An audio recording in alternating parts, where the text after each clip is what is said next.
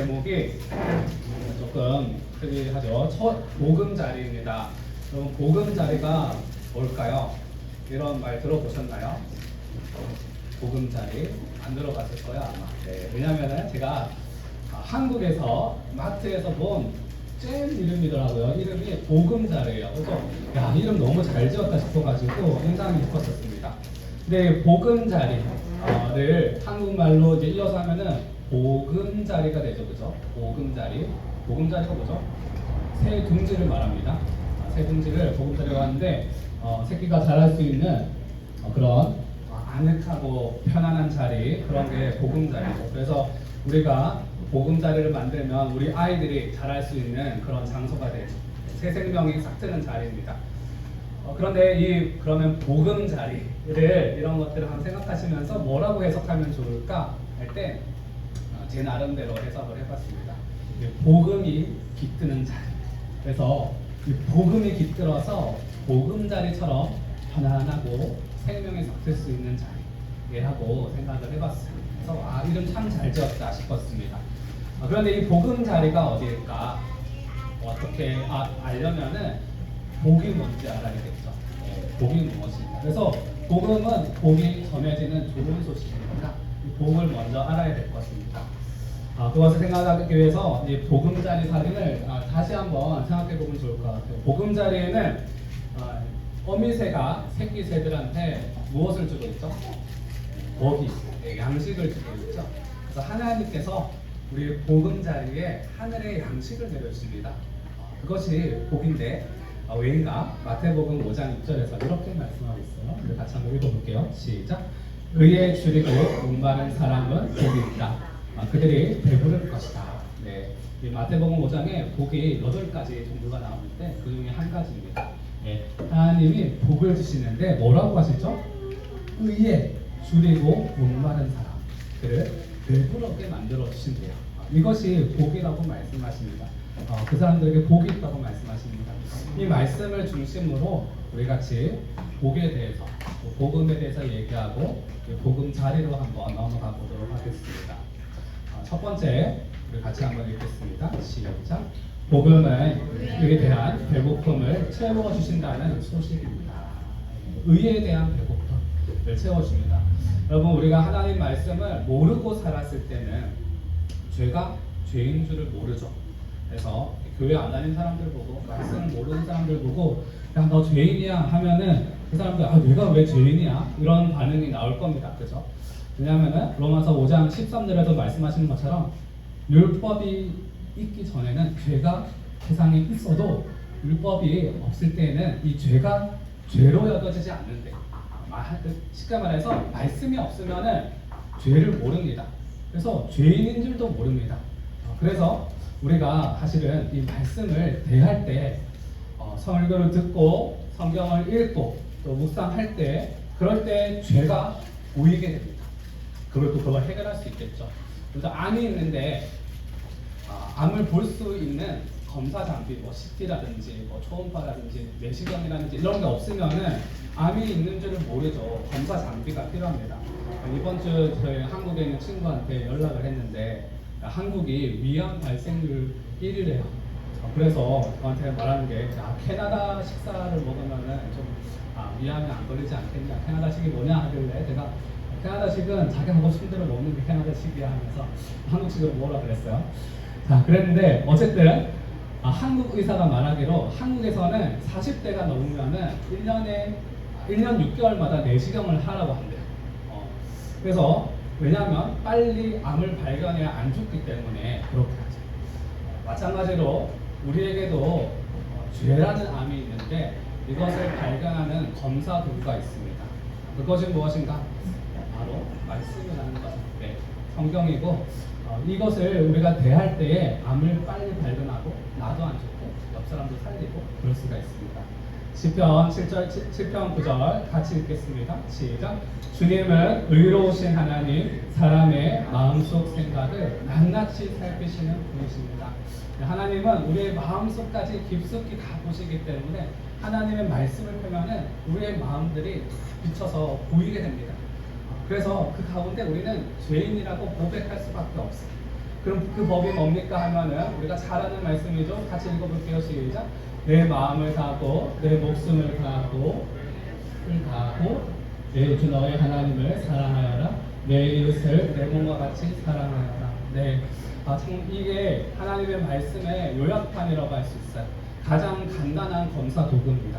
내가 하나님을 사랑하는가, 이웃을 사랑하는가. 네, 솔직하게 우리의 마음 들여다보면요, 여기서 벗어날 수 있는, 이 죄에서 벗어날 수 있는 사람이 없죠. 죄인이 아니라고 말할 수 있는 사람이 사실 없습니다.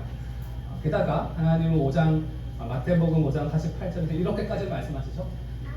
너희 아버지께서 완전하신 것 같이 너희도 완전하라. 하나님은 완전하라고 말씀하시는데 우리는 사실 이 기준과 이 법에 부합할 수 있는 사람이 없습니다. 그래서 그 하나님의 심판 앞에 우리가 서면은 사실 죄인이 아닌 사람들이 없죠. 그런데 거기서 성경에서 한술 더 떠서 로마서 6장 23절에서 이렇게 또 말씀하십니다. 같이 또 읽겠습니다. 시작. 죄의 싹은 죽음이요 하나님의 선물은 우리 주 예수 그리스도 안에서 누리는 영원한 생명입니다. 뭐라고 하시죠? 죄가 있으면 죽는다. 죄의 결과는 죽음이다 라고 말씀하십니다. 그래서 우리가 하나님의 법 앞에, 말씀 앞에 서면은 죄인이 아닌 사람이 없고 죽지 않을 사람이 없고, 그런데 그냥 몸만 죽으면 모르겠는데 우리 영혼까지 죽는다고 하니, 지옥으로 간다고 하니 사실 우리는 법 앞에 서면은 정말 옴싹달싹 할 수 없는 사형수나 마찬가지입니다. 근데 병원에 가서 검사를 했어요. 그러니까 위암이 발견이 됐습니다. 그런데 그 의사가 위암 말기입니다 라고 말하면은 우리의 마음이 어떨까요? 나 죽었구나. 이제 큰일 났다. 이제 어떻게 해야 될까? 이게 정상이겠죠. 치료법을 찾고 항암 치료를 하고 또 뭘 먹어야 되는지, 뭘 안 먹어야 되는지 이런 거 찾아보고 어떻게든 살려고 노력을 할 것입니다. 마찬가지로 하나님의 말씀에 비춰서 보니까 죄라는 암이 발견이 되었어요. 그러면 어떤 반응이 나와야 될까요? 난 죽었구나. 야, 죽었구나. 이제 근데 내 몸만 죽는 게 아니라 내 영혼도 죽고 완전히 죽어. 이제 큰일 났다. 어떻게 해야 될까? 이게 정상적인 반응이겠죠. 그것이 바로 의에 대한 배고픔입니다. 내가 죽게 되었는데 이 죄가, 이 암이 없어졌으면 좋겠다 하는 배고픔, 그 갈망. 근데 이것을 어떻게 할 수 있게 되죠? 하나님의 말씀에 비춰서 봤을 때 우리는 내가 죄인인 줄 알고 이 암을 발견하게 됩니다. 그래서 우리가 말씀을 들을수록 읽을수록 이 죄 용서, 죄 사함에 대해서 배가 고파지고 또 갈망하게 되고, 그래서 또 읽어야 됩니다. 그런데 오늘 말씀에서 이 배고픔을 채워주는 복음이 있습니다. 에스겔 36장 25절 말씀 같이 한번 읽겠습니다. 시작.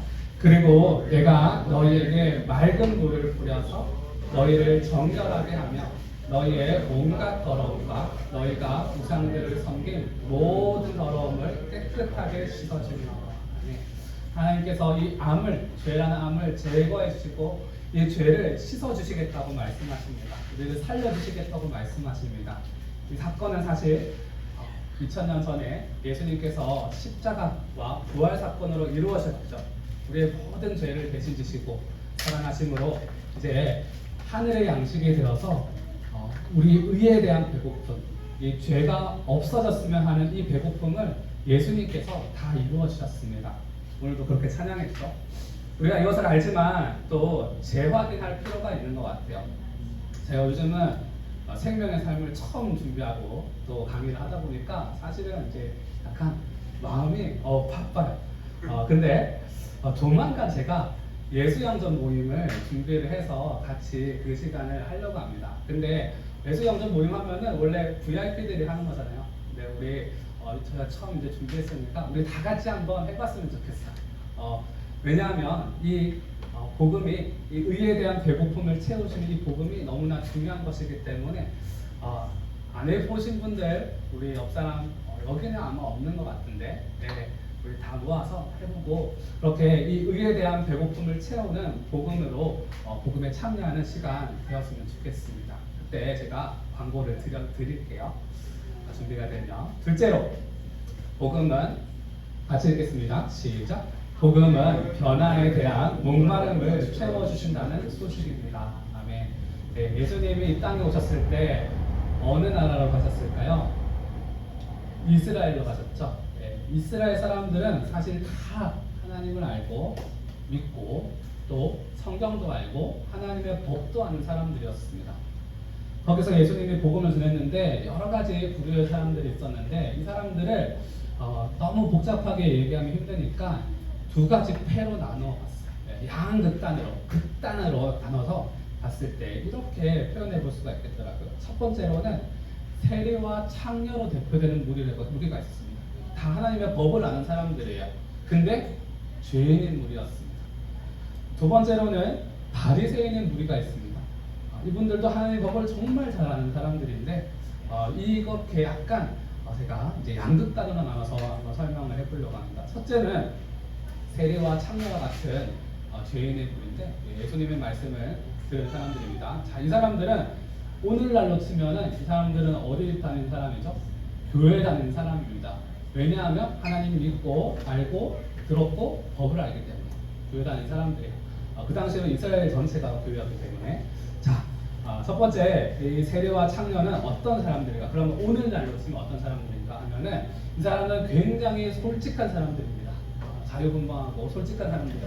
그래서 하나님의 법을 들어도 한 귀로 흘릴 수 있는 사람들입니다. 네. 그리고 주중에는 성경책도 덮어둡니다. 성경을 몰라서가 아니라 덮어둬요. 왜? 이 말씀을 내가 지킬 수 없는 거 아니까. 또 말씀을 보면은 찔리니까 그냥 덮어두는 것입니다. 근데 알고 있는 게 있어요. 뭐냐면은 예수님 믿으면 어디에 간다? 천국 간다. 예수님 영접했으니까 나 천국 가는 건 알고 있어. 그래서 조금 우리 좀 릴렉스 하자 해서 이렇게 편하게 사는 거죠. 근데 양심에 찔리지. 주일에 오면은 또 회개 기도하고 또 돌아가면은 그냥 평소대로 살고 이렇게 막 행복하지는 않아요. 그런 삶을 반복을 하다가 소위 말하는 썬데이 크리스천으로 살게 되는 것 같아요. 두 번째 부류는 바리새인 같은 부류인데 이 사람들은 굉장히 착한 사람들입니다. 앞에 있는 분들은 어떤 분? 솔직한 사람들이며 이분들은 착한 사람들, 양심이 뚜렷한 사람들. 그래서 하나님의 법 앞에서 두려움을 느끼는 분들입니다. 절대로 무시할 수가 없어요. 법을 지키려고 해. 하나님 말씀 따르려고 해. 근데 뭐가 문제인가 하면은 법을 지키려고 하는데 말씀을 따르려고 하는데 따를 수가 없는 거예요. 지킬 수가 없는 거죠. 겉으로는 해보는데 그거 굉장히 중요하고 소중한 거예요. 근데 또 불구하고 내 안에 있는 욕심과 시기와 분노와 다툼은 사라지지가 않아요. 그래서 사람들 앞에 착하고 좋다고 칭찬을 듣지만은 속에는 계속 죄가 돌아다니고 있어요. 그러다 보니까 점점 겉과 속이 다른 사람이 들어가는 것을 느낍니다. 겉으로는 나도 내가 생각했을 때 좋은데 속은 아닌 거죠. 이분들도 똑같이 주일에도 회개하고 평소에도 기도하고 회개합니다. 나를 잘 아는 분이기 때문에. 그러면 이제 나아질 줄 알았는데 나아질 줄 알았는데 교회를 나가면 또 죄가 반복되고 그런 것을 느끼면서 사실 절망하게 되죠. 이 부류가 양극단이라고 한번 생각해 볼게요. 이렇게 끝까지 간 사람은 별로 없을 거예요. 근데 우리는 이 사이에 어디쯤에 있을까요? 나는 죄인의 무리에 가까운 편일까요? 아니면 바리새인 쪽에 가까울까요? 손 들어볼까요? 바리새인파? 네, 각자가 마음에 손을 드셨을 거예요. 어느 쪽인지. 그러면은 한번 질문해 보겠습니다. 여러분, 어느 쪽이 더 나을까요? 어느 쪽이 더 좋을까요? 성경을 잘 아시는 분들은 나은 게 없는데 라고 생각하시죠, 그렇죠? 맞습니다. 둘 다 나을 게 없습니다. 왜냐하면 겉모양이 반대일 뿐이지 속은 다 죄로 가득 차 있기 때문에 하나님의 말씀은 모든 속을 다 들여다보는데 우리의 속은 이 죄성으로 가득 차 있기 때문에 똑같습니다. 그런데 하나님은 둘 다 불쌍히 여기시죠. 성경에 바리새인을 예수님 막 욕한다고 해서 예수님이 왜 그렇게 바리새인들한테 그렇게 자주 얘기를 했을까? 구원받으라고 얘기하는 거죠. 나중에 구원받는 사람들이 나옵니다. 이 둘의 가장 큰 맹점은 뭔가 하면은 둘 다 아주 교묘한 우상 숭배를 한다는 것입니다. 하나님 믿는 것 같은데 우상 숭배를 하고 있어요. 죄인의 무리는 무엇을 숭배할까요? 자기 자신을 숭배하죠. 자기의 욕심과 쾌락과 몸과 자기의 마음과 감정들, 인생을 숭배합니다. 그것 때문에 그렇게 살죠. 마음대로. 그러면 바리새인은 반대로 뭘 숭배할까요? 숭배하는 게 있나요? 똑같이 자기를 숭배합니다. 똑같은 우상 숭배입니다. 자기의 노력과 의지와 업적과 유신과 이런 것들을 숭배하는 사람들입니다. 그런데 참 모습, 참 믿음은 무엇인가 하면은 세리 쪽이든 바리새인 쪽이든 어떠하든 간에 내가 아니라 하나님을 믿는 사람, 다르게 말해서 하나님을 의지하는 그 믿음을 가진 사람들이 그 모습이 어떠하든 간에 좀 세리 같은 분들이 있잖아요. 네, 자연스럽고 바리새인스러운 사람들이 있습니다. 저는 약간 바리새인 쪽이에요. 네, 그런데 어떠하든 간에 하나님을 의지하는 그 믿음이 있을 때 자기 자신이라는 우상에서 벗어나서 하나님을 온전히 믿을 수가 있습니다. 이 두 사람들이 가진, 두 부류가 가진 목마름이 사실 두 번째 의에 대한 목마름입니다. 교회 생활하면서도 이리 해도 저리 해도 방법이 없는 거예요. 참아도 안 되고 안 참아도 안 되고 예수님 영접한 지 오래됐는데 제자로 살지도 못하고 변화도 없고 근데 살아도 힘들고 내 안에 수많은 죄의 욕구들, 유혹들 때문에 염려 때문에 바리새인이 되었다가 때로는 세리와 창녀 같은 무리가 되었다가 왔다 갔다 이게 사실 우리 모두의 모습이죠. 왔다 갔다 하죠. 그런 나를 보면서 이렇게 기도가 나옵니다. 하나님 제발 저를 좀 변화시켜 주세요. 제 마음 안에서부터 완전히 저를 좀 변화시켜 주셔서 이 모든 죄를 이기고 좀 제가 변화된 삶을 살게 해주세요. 이게 바로 두 번째 의에 대한 목마름입니다. 무엇에 대한 변화죠? 그 목마름이죠. 변화에 대한 목마름이라고 할 수 있습니다. 이 목마름에 대해서도 오늘 말씀 본문에서 해소시켜주시는 복음이 있습니다. 제가 읽으면서 설명드릴게요. 26절에 이렇게 말씀하시죠. 너희에게 새로운 마음을 주고 하나님은 우리가 이 마음으로부터 죄를 안 짓는 새로운 마음을 주시겠다고 약속하고 계십니다. 근데 어떻게? 너희 속에 새로운 영을 넣어줘요. 존재 자체를 바꿔주시는 거죠. 아직 성령을 통해서 이루어진 일들인데 또 예수 영접할 때 일어났던 일들인데 또 바울이 이렇게 말하죠. 나는 날마다 죽고 또 새로워집니다. 새로운 피조물이라고 말했습니다. 그렇게 새롭게 만들어주시고 이전에는 그래서 죄를 치울 수밖에 없는 존재였는데 이제는 새로운 존재가 되어서 죄를 이길 수 있는 존재로 변화시켜 주신다는 것입니다. 너희 몸에서 돌같이 굳은 마음을 없애고 죄를 지어도 우리의 마음이 굳어 있으면 돌이키기가 어렵습니다. 또 죄를 감각하지도 못합니다. 그런데 살갗처럼 부드러운 마음을 주신대요. 하나님의 말씀과 하나님의 법에 민감할 수 있는 부드러운 마음을 주신다 말씀하십니다. 그뿐 아니라 27절에서 이렇게 말씀하세요. 같이 읽겠습니다. 27절 시작. 너희 속에 내 영을 두어 너희가 나의 모든 율례대로 행동하게 하겠다. 그러면 너희가 내 모든 규례를 지키고 실천할 것이다. 네. 뭐라고 하시죠? 네, 행동하게 하겠다. 실천하게 하겠다. 하나님이 말씀을 지킬 수 있는 삶을 살게 해주겠다고 그냥 해라가 아니라 해주겠다고 말씀하고 계십니다. 이게 진짜 복음이죠. 우리를 변화시키시는 의롭게 만들어주시는 복음입니다. 여기에 내 영이 뭐죠? 내 영을 두어 할 때 27절 앞쪽에 너희 속에 내 영을 두어 성령 예수 그리스도의 영 하나님의 영이 우리 가운데 오셔서 이렇게 하게 만들어 주신다는 것입니다. 그래서 하나님의 복음은 죄를 용서할 뿐 아니라 하나님의 영, 예수님의 영, 성령을 보내셔서 죄를 이기는 삶, 변화된 삶, 제자된 삶을 살아뿐 아니라 살게 해주시는 것입니다. 복음에는 이런 능력이 있습니다. 그래서 의에 또 변화에 배고프고 목마른 사람들을 배부르게 해주시고 또 목마름을 해소시켜 주십니다. 그래서 저도 예전에 착각했던 게 있는데 저는 예수님 믿고 나서 이제 제 의지를 믿었던 것 같아요. 믿고 나서도. 그래서 하나님 위해서 뭔가 또 주님 나라에서 제 노력으로 절제하면 될 줄 알았고 제 노력으로 죄를 이기라고 하신 줄 알았어요.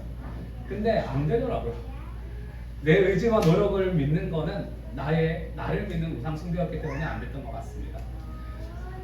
그렇다고 하나님의 의지를 사용하지 말라고 하지 않으시죠? 노력하지 말라고 하지 않으시죠? 하나님께서 의지도 주셨고 창조하셨고 하나님께서 노력할 수 있는 마음도 주십니다. 그래서 하나님은 우리의 의지를 통해서 일하십니다. 또 우리의 노력을 통해서도 일하십니다. 그래서 오늘 주의 말씀을 듣고 나서 해야 될 것이 무엇인가? 항상 매주 해야 될 것은 의지적으로 내가 이렇게 살겠다고 결단하는 것입니다. 그것이 필요합니다. 그런데 그러면은 방금 의지를 숭배한다면서요? 왜 또 의지를 내라고 할까요? 우리에게 주신 하나님의 의지와 노력이라는 것은 우리 혼자서 작동되는 게 아니라는 것입니다. 내 혼자서 이게 의지가 작동이 안 됩니다. 원래 그렇습니다. 죄로 타락되었기 때문에. 그래서 하나님의 능력을 힘입을 때에만, 예수님의 영, 성령을 힘입을 때에만 우리의 의지와 또 이 노력이 제대로 작동될 수 있습니다. 빌립보서 4장 13절에 이렇게 말씀하십니다. 같이 한번 읽을게요. 시작.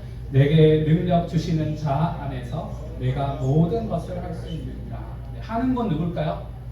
나죠. 내가 합니다. 하는데 어디 안에서? 능력 주시는 자 안에서. 그 능력 때문에 내 의지가 작동되고 노력이 작동된다는 것입니다. 이게 가끔 헷갈려요. 그래서 제가 지난주에도 제 속에 죄가 있는데 회개하고 결단을 하는데 이 과정 속에서 제가 제 힘으로 하려는 것을 발견했어요. 내가 지금 하려는데 힘들어. 회개하는데 힘들어. 왜 이럴까 했는데 보니까 제가 제 힘으로 이 죄를 이기려고 막 노력하고 있더라고요. 근데 뭐죠? 하나님의 능력으로 되더라고요. 그래서 이렇게 기도했어요. 하나님 제가 못합니다. 하나님 도와주세요. 안 되는 건데 하나님 이렇게 해볼 텐데 하나님 도와주세요. 라고 할 때 제 마음속에 변화가 꿈틀꿈틀 되는 것을 느꼈어요. 그래서 죄를 씻고 살리는 능력이 누구에게 있을까요? 오직 예수 그리스도. 죄를 씻고 살리는 능력은 예수 그리스도에게 있고 또 변화되는 것도 오직 누구에게 있을까요? 예수 그리스도. 성령으로 말미암아 되는 것입니다. 그래서 이렇게 기도할 수 있을 것 같아요. 따라해 보겠습니다. 하나님, 크게 해볼게요. 하나님, 사람이 없어서 제가 좀 크게 부르겠습니다. 하나님, 제 힘으로 안 됩니다. 성령님, 도와주세요. 변화되게 해주세요. 여기서 끝나면 안 되고요. 변화될게요. 결단까지 나아가는 것입니다.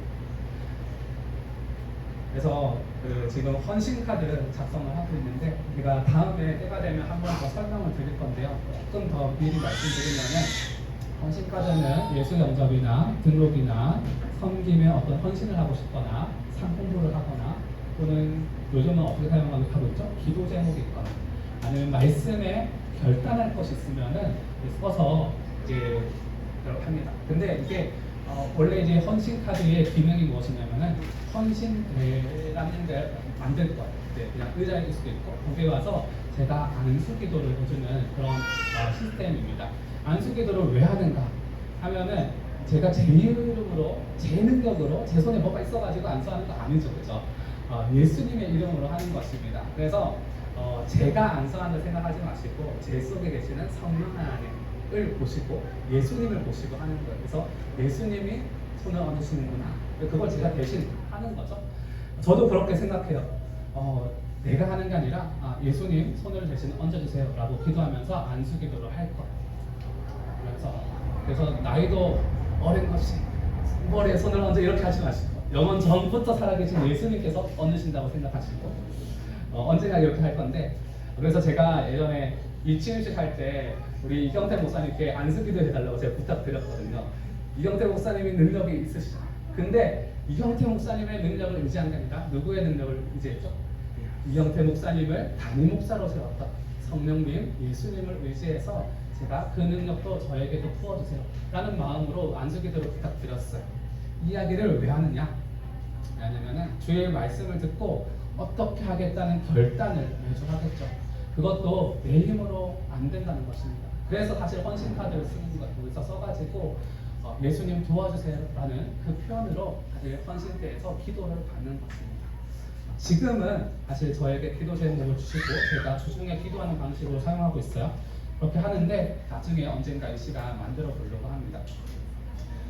그러면은 복음자, 이 복음이 무엇이었죠? 영혼이 구원받고 삶이 변화되는 그 복음, 그 복음이 깃들어서 생명이 자라날 수 있는 자리가 복음 자리인데 거기가 어디인가?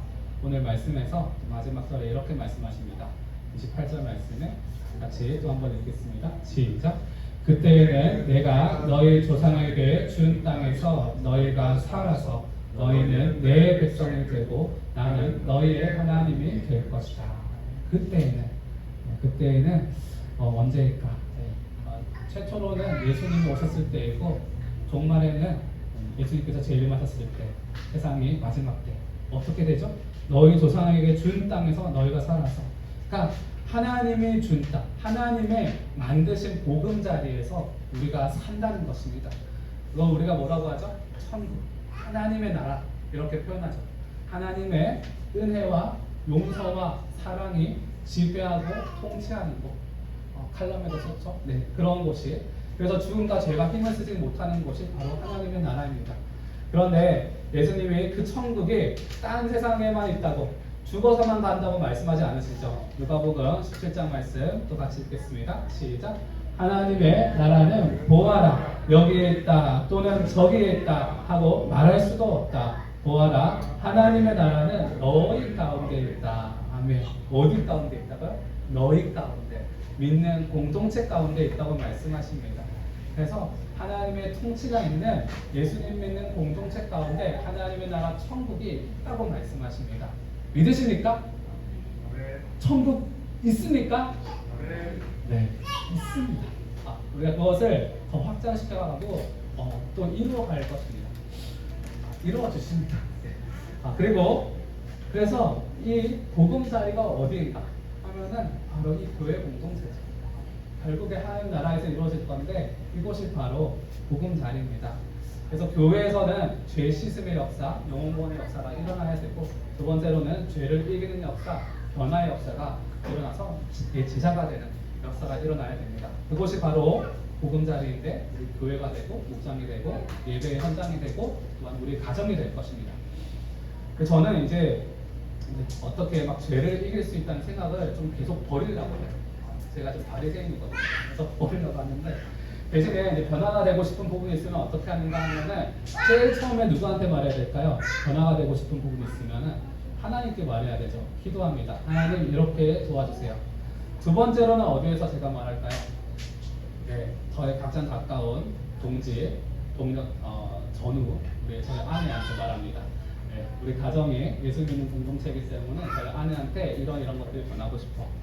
이한이랑 같이 기도할 수도 있고, 그 다음에 제가 또 말하는 것이 있는데, 지금은 제가 막 목장이 있는 건 아니지만은 예전 교회에서는 목장에서 잘했습니다. 그 목장이 싱글 목장도 있었고 또 청소년들 목장에서도 얘기를 했어요.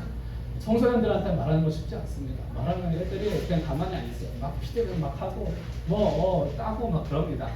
쓴소리도 해주고. 그래도 또 같이 기도해 주니까 그 친구들 저를 이렇게 저를 위해서 기도해 줍니다. 그래서 이게 힘들었죠. 왜 그랬을까요? 목장과 가정 가운데 그 사람들의 능력이 있어서가 아니라 예수님이 계시기 때문에, 그곳에 복음이 있고 능력이 있기 때문에 제가 그렇게 나눴습니다. 그래서 저희 목원도 제 나눔을 들었지만, 저희 아내도 듣지만 예수님께서 들으시기 때문에 이 나눔이 이 공동체가 드리는 기도라고도 할 수 있습니다. 그래서 우리 공동체가 복음 자리가 될 수 있죠. 정리하면은 저는 이것을 믿습니다. 예수님 믿는 공동체에서 이야기하는 것에 능력이 있다고 믿습니다. 왜냐하면 그 공동체에 하나님의 나라가 있습니다. 내가 때로 못 느껴도 하나님의 나라가 있으니까 거기서 죄를 고백하고 드러낼 때 죄가 씻어지고 죄를 이길 수 있는 능력이 임하기 때문에 그것에서 말하려고 합니다. 야고보서 5장 16절 같이 읽겠습니다. 시작. 그러므로 여러분은 서로 죄를 고백하고 서로를 위하여 기도하십시오. 그러면 여러분은 낫게 될 것입니다. 의인이 간절히 비는 기도는 큰 효력을 냅니다. 아멘. 치유에 대한 기도이기도 한데요. 여러분, 가장 큰 치유가 무엇일까요? 우리 육체의 치료도 중요하지만 우리 영혼의 치료되고 분화되는 것, 그게 가장 우리에게 중요한 기도 제목이죠. 그것이 어떻게 되는가? 서로 죄를 고백하고 서로를 위해서 또 기도해주고, 또 그렇게 기도할 때 우리는 의인이거든요. 왜냐하면 예수님의 의를 입었기 때문에 예수님 이름으로 기도하면 의인이 됩니다. 그래서 그 기도에 큰 효력이 있다고 말씀하십니다. 그래서 우리가 목장에서 죄를 고백하고 서로를 위해서 기도해주죠. 기도하고 계시죠? 그죠? 목장에서 같이 기도해주세요. 많은 경우에는 천천히 변하죠. 이렇게 기도해도 당장 안 변할 수 있습니다. 그죠? 능력이 있으면 가능할 수도 있는데, 하나님 뜻이 있으면 가능할 수도 있는데, 1년, 2년, 3년 천천히 변화될 거예요. 그래서 그것을 놓고 계속 기도하는 거예요. 그런데 때로는 어떤 분들은 갑자기 구원받으면서 사람이 변하는 사람들도 있죠. 사도 바울처럼. 네, 그런 분 한 분 소개하고 그 말씀을 좀 마무리하려고 해요. 그 나라에도 캐나다에 페탄일이 좀 많이 있죠, 그죠? 베이스팅스 가니까 그런 걸 보시면 모르겠는데, 한국에도 제가 작년쯤인가 이 페탄일이 들어와서 청년들 사이, 아마 그 전부터 있었겠죠? 작년에는 학생들까지 퍼진 그런 일들이 좀 많이 있었어요. 그 중에 이제 유명 래퍼들은 마약들을 구매한다고 하는데, 한국에 사치키라는 이름으로 활동한 김은지라는 자매가 있었습니다. 그래서 그 래퍼 오디션 이런 데서 나온 유명했던 분인데, 이분이 마약을 시작했을 때가 20살이었어요. 친구가 진통제라고 줬는데 그게 페탄일이었습니다. 그래서 막 쓰러졌는데, 쓰러질 때 친구가 잘가, 그래서 하여튼 용서하기 좀 힘든데 하여튼 그런 친구가 있었다고 합니다. 친구한테 이제 마약을 당한 거죠. 그렇게 시작했는데 주변에 자기 친구들 젊은 사람들인데 한 9명이 마약 때문에 죽더래요. 어떤 분들은 이 마약 구하려고 살인도 저지르고, 한국은 더 어려우니까 그렇기도 하고, 그리고 보통은 2년 안에 죽더랍니다. 그래서 자기도 한 2년쯤 되었을 때 어느 순간부터 잠이 안 오더래요. 그러면서 생각한 게, 나 이제 죽겠구나, 나도 친구들처럼 가겠구나 라는 생각이 들었답니다. 그래서 자기가 아는 오빠 중에서 이 마약에서 벗어나는 사람이 있었던 거예요. 그래서 그 오빠한테 부탁을 했습니다. 오빠, 나 좀 도와줘. 어떻게 될지 모르겠어 했는데, 그분이 자기가 다니는 교회로 오라고. 그래서 그날 한 3일 밤낮을 이제 잠을 못 잤을 때 수요 예배로 오라고 해가지고 수요 예배에 갔다고 합니다. 가서 김은희 씨가 하나님 좀 살려달라고. 사실 보니까 이제 그 가정 배경이 예수님 믿는 가정이에요. 이 친구가 그렇게 마음대로 살았던 거죠. 근데 자기는 이제 예수님을 잘 몰랐고, 그런데 이제 설교 시간에 눈을 감으면은 안 좋은 영상들이 보이는데, 눈을 뜨면은 목사님이 설교하시면서 어떤 성령님의 임재와 압도 같은 게 느껴졌대요.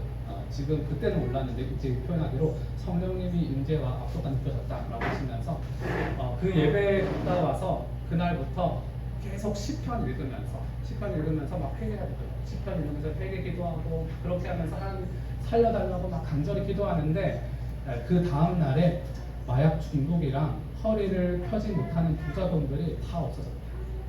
그러면 하나님의 능력이 임한 거죠. 놀랍게 초자연적인 기적이죠. 끊을 수 없다고 의사들도 다 가망이 없다고 했는데 한순간에 끊어진 사건이 있었습니다. 그래서 그분이 이제 자기가 올린 사진인데, 왼쪽에 예수님 만나기 한 6, 7일 전에, 이거 저는 약간 순한 맛으로 가져갔어요. 거의 약간 이상한 건 많은데 6, 7일 전에 이렇게 눈에 초점이 없고 만판데, 만나고 나서 이제 갑자기 사람 눈빛이 변했죠. 상큼하게 변했습니다. 그래서 이분의 기적에 대해서 우리에게 느낌을 더 드리기 위해서 제가 영상 하나 가져왔어요. 이분이 자기가 다닌 교회에서, 교회가 크지도 않아요. 작은 교회인데 교회에서 감정을 랩에 담아가지고 노래를 불렀더라고요. 이 영상 잠시 한 1분 정도 되는데 한번 볼게요.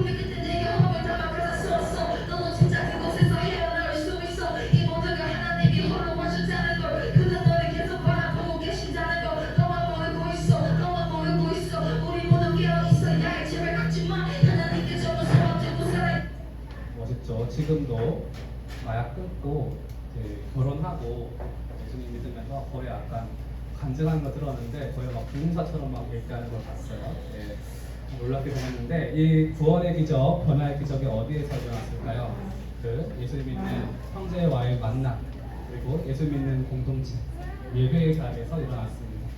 교회가 막 특별한 교회였나요? 저는 막 크게 막 능력 있는 그런 줄 알았는데 보니까 전통적인 장로교회, 예, 보수적인 교단의 합동측이라고 그런 데서 일어났던 일. 목사님도 자기가 왜 그런 일이 있는지 모르겠어요.